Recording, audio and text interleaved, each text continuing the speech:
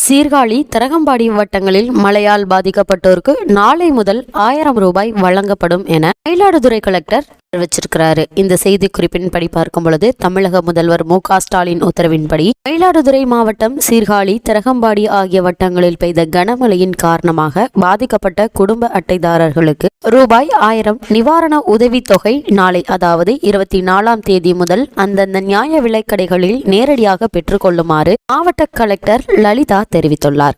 இது குறித்து மாவட்ட கலெக்டர் லலிதா விடுத்துள்ள செய்தி குறிப்பு: மயிலாடுதுறை மாவட்டத்தில் கனமழையால் பாதிக்கப்பட்ட பகுதிகளை தமிழக முதல்வர் மு.க.ஸ்டாலின் கடந்த 14ஆம் தேதி நேரில் பார்வையிட்டு ஆய்வு மேற்கொண்டார். முதல்வர் ஆய்வு செய்த அன்றைய தினமே உடனடியாக சீர்காழி, தரங்கம்பாடி வட்டங்களில் மழையினால் பெரிதும் பாதிக்கப்பட்ட மக்களுக்கு நிவாரண உதவித்தொகை குடும்பத்திற்கு ரூபாய் 1000 வழங்கப்படும் என அறிவித்தார். அதனைத் தொடர்ந்து மயிலாடுதுறை மாவட்டம் சீர்காழி வட்டத்தில் உள்ள 145 நியாய விலைக்கடைகளில் 99,518 குடும்ப அட்டைதாரர்களுக்கு, தரங்கம்பாடி வட்டத்தில் உள்ள 94 நியாய விலைக்கடைகளில் 62,100 குடும்ப அட்டைதாரர்களுக்கும் என மொத்தம் சீர்காழி, தரங்கம்பாடி ஆகிய 2 வட்டத்தில் 239 நியாய விலைக்கடைகளில் ரூபாய் 1000 நிவாரண உதவித்தொகை 1,61,647 குடும்ப அட்டைதாரர்களுக்கு நாளை, அதாவது 24ஆம் தேதி முதல் வழங்கப்படும்.